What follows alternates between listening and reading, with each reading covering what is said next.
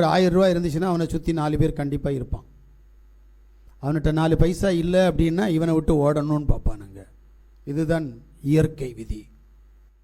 இப்போ இளைய குமாரனுடைய கையில் ஆஸ்தி இருக்கிறது. ஆஸ்தி வந்தவுடனே ஆஸ்தி இருக்கிறபடியினால் அவனிடத்தில் நண்பர்கள் கடந்து வந்தார்கள். நண்பர்களுடைய செலவினால் அவனுடைய ஆஸ்தி கரைந்து போனது. தகப்பனுடைய வீட்டை விட்டு வெளியே கடந்து போனபடியினால் அவனுக்கு உண்ண உணவோ உடுக்க உடையோ இருக்க இருப்பிடமோ இல்லாதபடி கஷ்டப்படுகிறான். இப்படி கஷ்டப்படுகிறவன் மத்தியிலே நண்பர்கள் கடந்து போய்விட்டார்கள். பணம் குறைய குறைய நண்பர்கள் போயிட்டாங்க. இதான் நண்பர்களுடைய வேலை.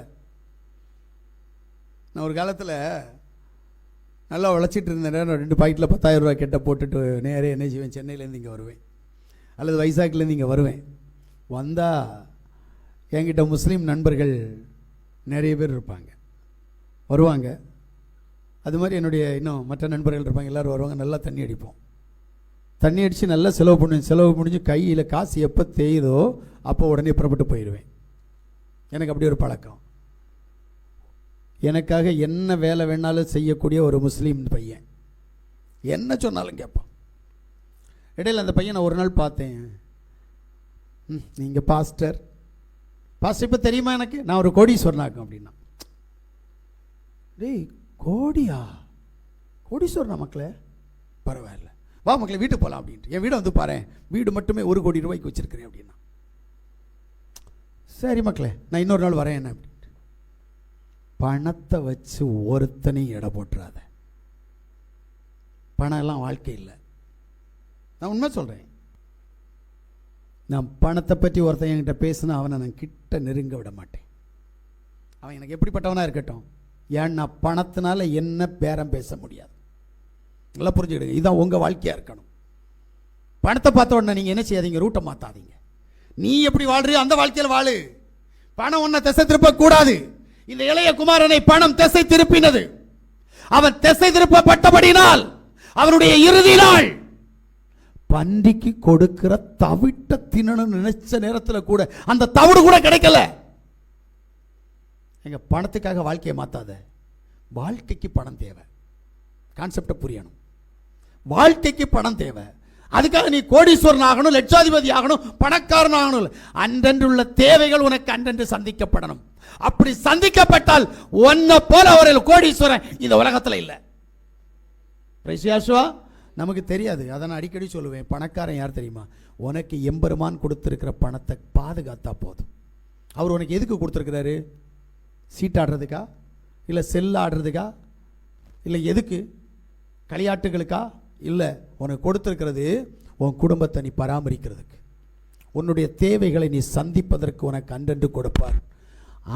அந்த தேவையை நீ நிவர்த்தி பண்ணாலே போதும். ஏனென்றால் சாலமோனிடத்தில் யாவுடைய சமூகத்தில் அவன் போய் நிற்கிற நேரத்தில் என்ன நடக்குது அப்படின்னா, ஒரு ராஜா கேட்கிறான், ஆண்டவரே அன்றன்றுள்ள ஆகாரத்தை எனக்கு அன்றன்று அளந்து தாரும். நம்ம என்ன கேட்போம்? நாளைக்கு எனக்கு சோறு வேணும், உடுக்க 2 கோட்டு வேணும், அப்புறம் ஒரு பெரிய ஒரு 50 லட்சம் ரூபாய் ஒரு கார் வேணும். கிடைக்காது. உனக்கு என்ன தேவையோ அதை என் தேவன் கொடுப்பார்.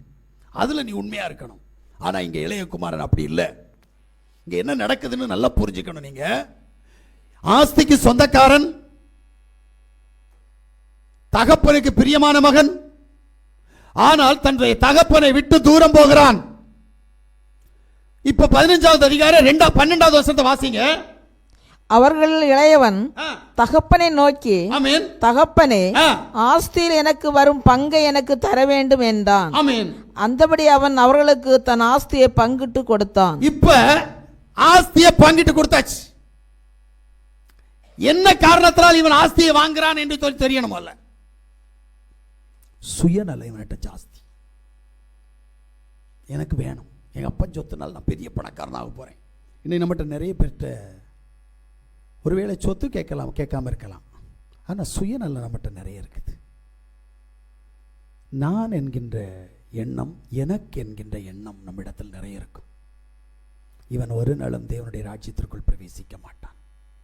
நீ என்ன வேணாலும் கேளு, என்ன வேணாலும் விட்டுடு, ஆனால் நீ தேவனுடைய ராஜ்யத்துக்குள்ளே போகிறதுக்கு மட்டும் பிரயாசப்படு.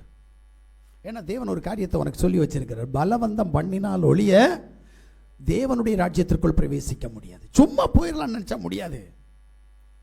மீசையை எடுத்துட்டு, தாடியை எடுத்துட்டு, கையில் பைபிளையும் தூக்கிட்டு, வெள்ளை சட்டை போட்டுட்டு, வெள்ளை பேண்ட் போட்டுட்டு, அல்லது சகோதரிகள் வெள்ளை ப்ளவுஸு வெள்ளை சாரி கட்டின உடனே எல்லாம் காதலையும் களத்துலையும் இருக்கிறதெல்லாம் கலத்திட்டு போனோன்னா உடனே பரலோகத்துக்கு போயிடலாமா?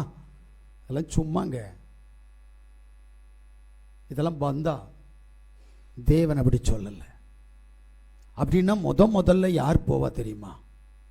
எனக்கு தெரிஞ்சு யாவுடைய ராஜ்யத்துக்கு போகிற வெள்ளையும் போட்டான்னா போகிறது யார் தெரியுமா? முதல்ல நர்ஸ். நம்ம சபையில் 2 பேர் இருக்கிறாங்க.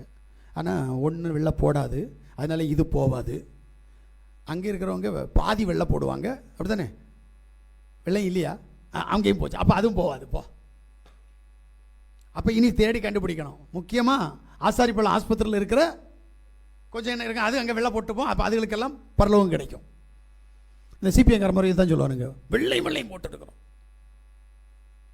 இது வெண் வஸ்திரத்துக்கும் வெள்ளை வஸ்திரத்துக்கும் இடம் தெரியாதவனுங்க. சரியா? இருக்கட்டும், போட்டோம். அப்போ இங்கே பலவந்தம் பண்ணணும் யாவுடைய ராஜ்யத்துக்கு போகிறதுக்கு. நீங்களும் நானும் பலவந்தம் பண்ணுறோமா? வாழ்கிற வாழ்க்கை அப்படித்தானே போயிட்டு இருக்கீங்க.